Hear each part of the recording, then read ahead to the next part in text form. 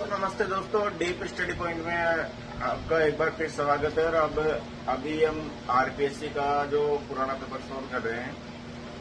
तो मैंने इसमें लगभग 26 क्वेश्चन सॉल्व करवा दिए थे और कुछ ही मिनटों में। और अगर ये पूरा पेपर सॉल्व कर लोगे तो ये मानो आपकी एंशिएंट और मिडाइवल हिस्ट्री कंप्लीट हो जाएगी। बहुत सारी चीजें ऐसी आ जाएगी जो आपको रिमाइंड हो जाएगी। लेकिन सर एक ही वीडियो को आपको बार बार देखना पड़ेगा और जहाँ जहाँ पर भी दिक्कत आए वहाँ पॉज करके उसको दोबारा सुनो कि इसने क्या बोला था। क्योंकि भाई मेरे पास बोर्ड भी सीमित है और मेरे पास ये सिस्टम भी है। मुझे एडिट करना भी नहीं आता, मैं डायरेक्ट पढ़ाता ही हूँ। मेरे पास सिर्फ नॉलेज है। आप नॉलेज जितना ले सकते हो उतना ले सकते हो। खैर उन चीजों को छोड़ते हैं। तो जो भाई IAS और RS की तैयारी कर रहा है तो उसके लिए बहुत सीरियस है। और जो कोई PTT वगैरह इनकी तैयारी कर रहा है तो उसके लिए भी बेहतर है। साइंस वाला स्टूडेंट वगैरह है तो उसको जीके वगैरह इतिहास वगैरह नहीं है। मैं ज्योग्राफी और पॉलिटिकल वो भी मेरी चीजें बताऊंगा आपको। जितना मेरे में नॉलेज है उतना सब कुछ बताऊंगा। आप धैर्य रखिए, सारा इसी प्लेटफॉर्म पे मिल जाएगा आपको। और विदाउट किसी भी फीस के, विदाउट किसी पेमेंट के। मेरे पास में एक यूट्यूब चैनल है और एक ये वाला चैनल है, डॉक्टर राजेश कुमार मीणा के नाम से मिल जाएगा। मैं लिंक सेंड कर दूंगा। और एक ये तो हम दूसरा सवाल करते हैं। 27वां सवाल ये देखो, 27वां सवाल आ गया। 27वां सवाल ये यहाँ पर पूछा है कि निम्नलिखित में से अब्दुल वाहिद बिलग्रामी की कौन सी रचना में कृष्ण, मुरली, गोपियां, राधा आदि शब्दों की सूफी रहस्यवादी अर्थों में समझाया गया है। मतलब अब्दुल वाहिद बिलग्रामी की किन रचनाओं में मुरली, कृष्ण, गोपियां, राधा आदि शब्दों को रहस्यवादी अर्थों में समझाया गया है। तो इसका राइट आंसर है हकीक ए हिंद। ये क्वेश्चन है हकीक ए हिंद।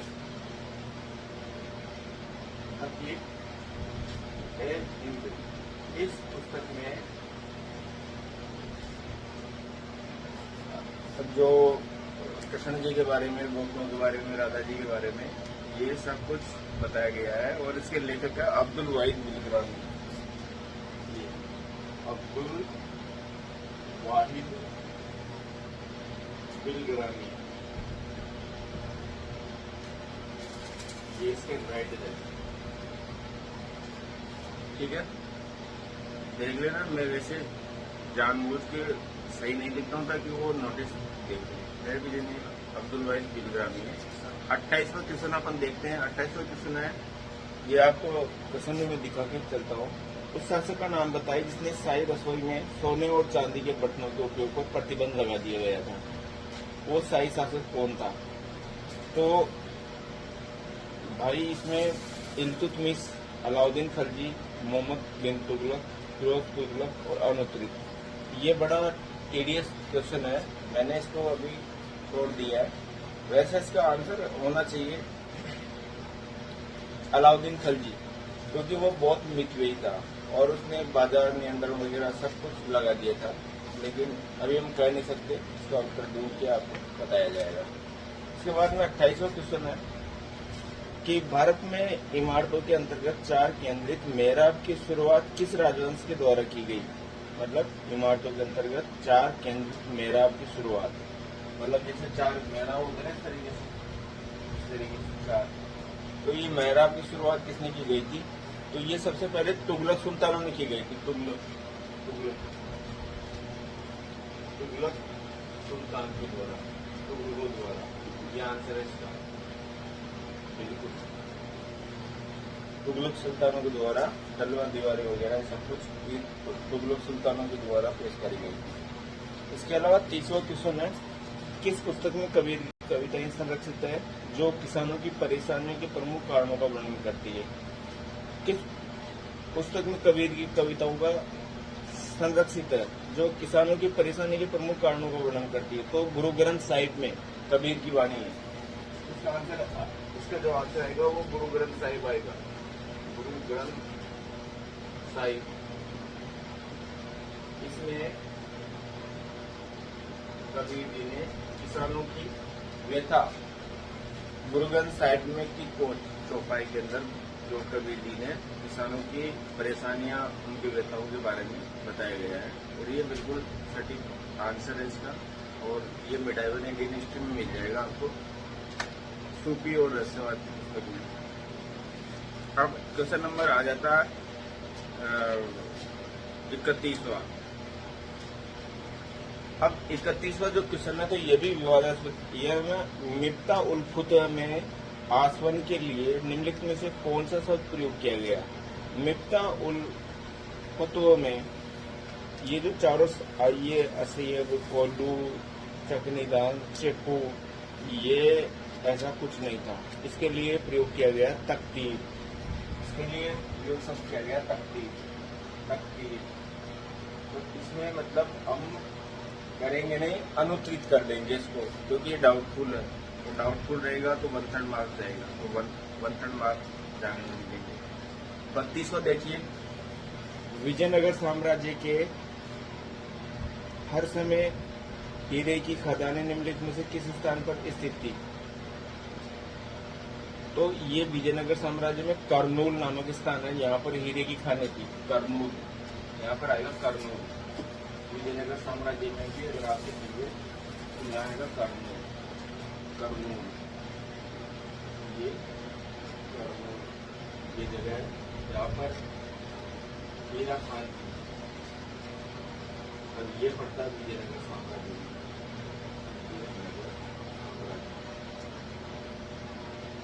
ठीक है, यहाँ जो कृष्णदेव राय वगैरह जो शासक रहे थे, यहाँ पर तेलुगु भाषा के अष्टकवि थे।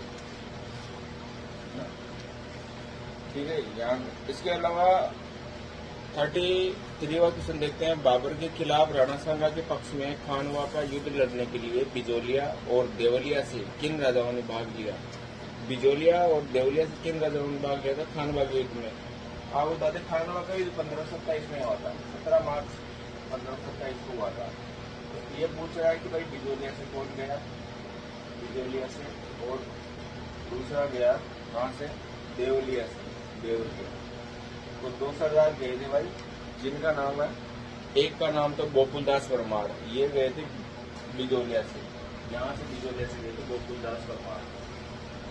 गोकुलदास परमार ये बिजोलिया से गए थे, और देवलिया से गए थे वो थे रावत बाग सिंह। रावत बाग सिंह ये देवलिया से गया था राणा सांगा की साइड देने के लिए। राणा बिजोलिया से गया था गोकुलदास परमार, और देवलिया से गया था रावत बाग सिंह। और ये क्वेश्चन नंबर 33 है। 34 देखते, क्वेश्चन नंबर 34 आप देख सकते हैं। 34 क्वेश्चन में मध्यकालीन डाक व्यवस्था के संबंध में निम्नलिखित में से कथनों को पढ़िए और सही विकल्प का चयन कीजिए। तो अश्व डाक व्यवस्था उल्लूक कहलाती थी, पैदल डाक व्यवस्था दावा कहलाती थी। तो इसमें दोनों सही है, बिल्कुल। अश्व जो डाक व्यवस्था थी उसे उल्लूक कहा जाता था।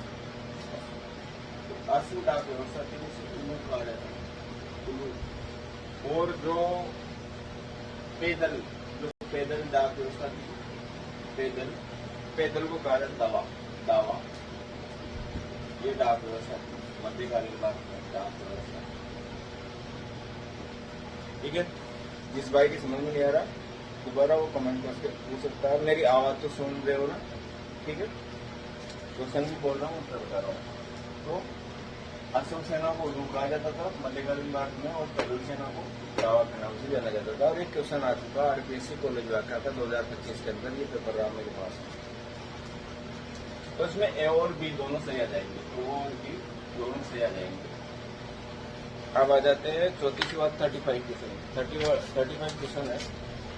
35 वाला जो क्वेश्चन है इसमें है, शेरशाह के प्रशासन में कारकुन सरकारी अभिलेख किस भाषा में रखते थे? कारकुन, देखो शेरशाह के प्रशासन में कारकुन, कनकूत, दो अधिकारी होते थे, फारसी वाला, हिंदी वाला। तो ये कारकुन जो सरकारी अभिलेख किस भाषा में रखते थे? तो ये रखते थे फारसी भाषा में।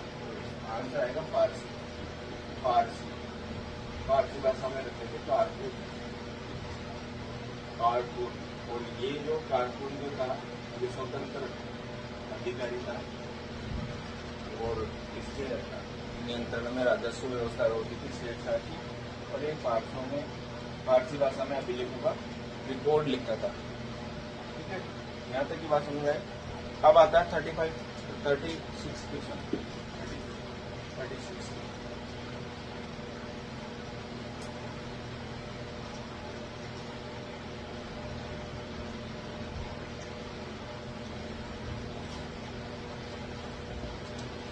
36 क्वेश्चन है भाई।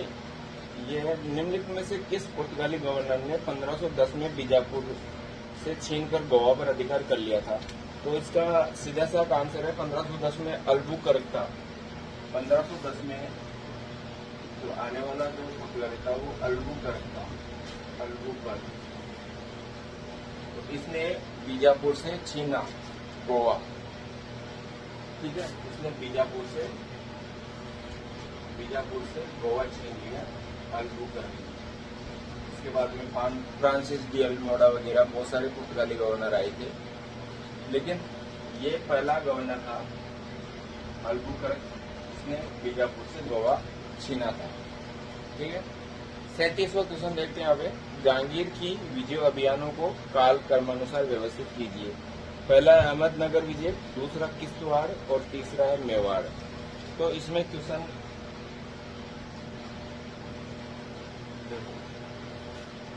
आएगा CAB।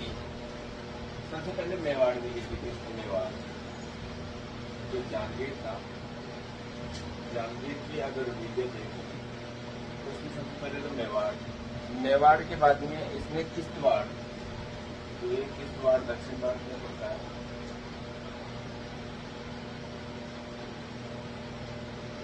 किश्तवाड़, और तीसरे नंबर पे जो जीता था उसने वो क्या बोलते हैं, अहमदनगर।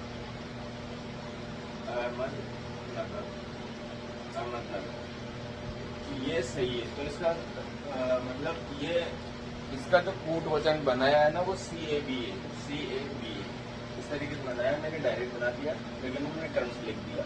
पहली विजय जहांगीर की थी मेवाड़, दूसरी किश्तवाड़ और तीसरी थी अहमदनगर। ठीक है, तो पेपर के अकॉर्डिंग पेपर अलग सीरीज आता है, तो उस हिसाब से आप देख लेना। 38वां क्वेश्चन है, 38 वाला क्वेश्चन आप देख सकते हो, दिख रहा होगा आपको। हुमायूं के बारे में निम्नलिखित कथनों को पढ़िए और सही विकल्पों को चुनित कीजिए। हुमायूं ने 1534 में कलिंजर पर अभियान किया था। भाई 1534 में नहीं किया था, 1532 में किया था। ठीक है, तो ये पहला तो गलत हो गया, 1531 में किया। दूसरा, हुमायूं ने 1532 ईस्वी में चुनाव का प्रथम घेरा डाला था। बिल्कुल 1532 में चुनाव का घेरा डाला था, चुनाव ध्यान पड़ता है, इसका घेरा डाला था, ये सही है। इसके अलावा उसने अपने भाई हिंदाल को संभल का क्षेत्र दिया। भाई इसको संभल का क्षेत्र हिंदाल को नहीं दिया, अस्करी को दिया था। ठीक है, इसने अस्करी को दिया था। अस्करी को जो है संभल का क्षेत्र दिया था, संभल।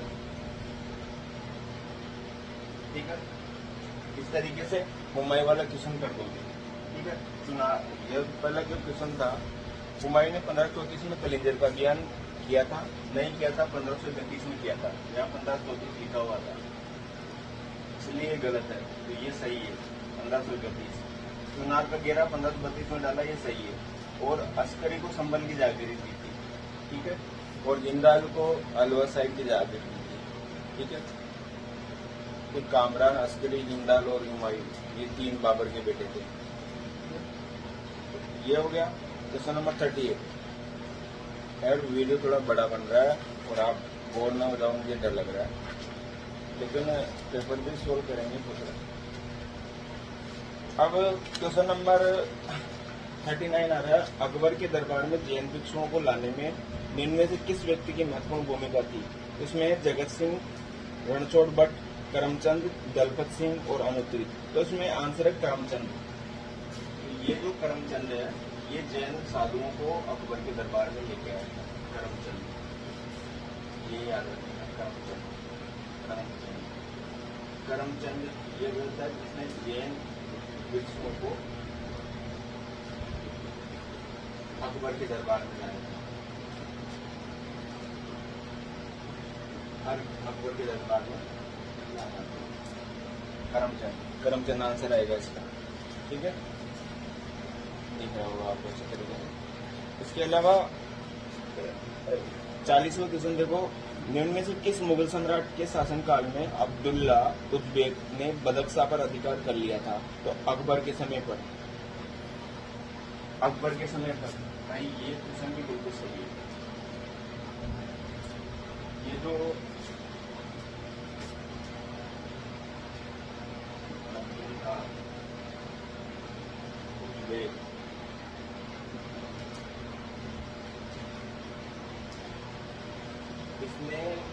बदक्षा पर अधिकार कर लिया,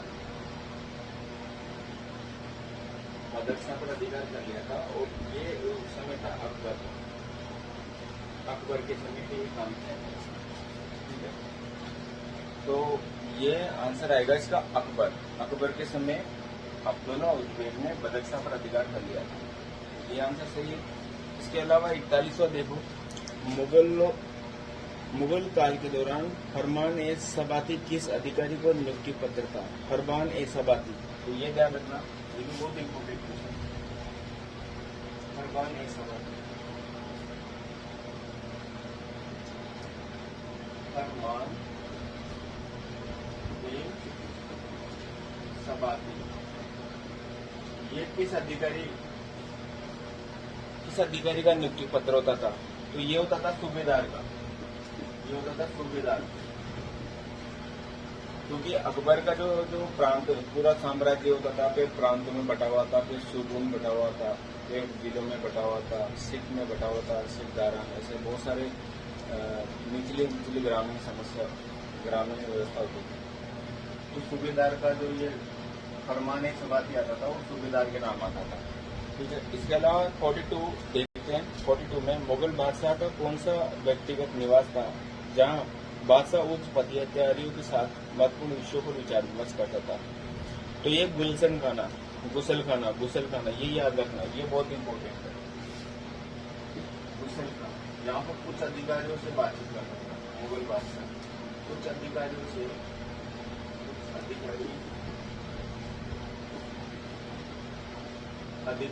जो बात करता था वो गुसल खाने में करता था। गुसल खाना, ये पहले भी क्वेश्चन आ चुका और इस बार भी क्वेश्चन दिया है, बिल्कुल सिंपल क्वेश्चन है। गुसल खाने के अंदर अकबर महत्वपूर्ण विषयों पर चर्चा करता था उच्च अधिकारियों पर, अपने जो उच्च अधिकारी होते थे। और अब क्वेश्चन आता है 43 वाला, और ये लास्ट क्वेश्चन करेंगे क्योंकि 17 मिनट की वीडियो भी, इतनी वीडियो आप देख नहीं पाओगे, वीडियो भी थोड़ा हिसाब से होना चाहिए। निम्नलिखित में से किस इतिहासकार ने, देख लो, इतिहासकार ने मुगल साम्राज्य के पतन के लिए मनसब एवं जागीरदारी प्रणाली की असफलता को उत्तरदायी बताया? कौन से इतिहासकार ने मनसबदारी प्रथा, क्योंकि पता है मुगल काल में मनसबदारी प्रथा थी और जागीरदारी, मनसबदारी और जागीरदारी, ये मनसबदारी और दूसरा था जागीरदारी। तो यही क्वेश्चन पूछ रहा है कि इसको कौन से इतिहासकार ने मुगल साम्राज्य के पतन के लिए इसको उत्तरदायी माना है, मनसबदारी और जागीरदारी को? तो इसका आंसर है सतीश चंद्रा, ये आंसर है इसका। और इस किताब में आपको बढ़िया से मिल जाएगा, सतीश चंद्रा की किताब भी मिल जाएगी, इसमें पूरा अकबर का शासन प्रणाली दे रखी है। तो मैंने अभी 43 क्वेश्चन कर दिए, बाकी जो क्वेश्चन है वो कल चर्चा करेंगे। तब तक के लिए वीडियो को देखिए। जय हिंद, जय भारत।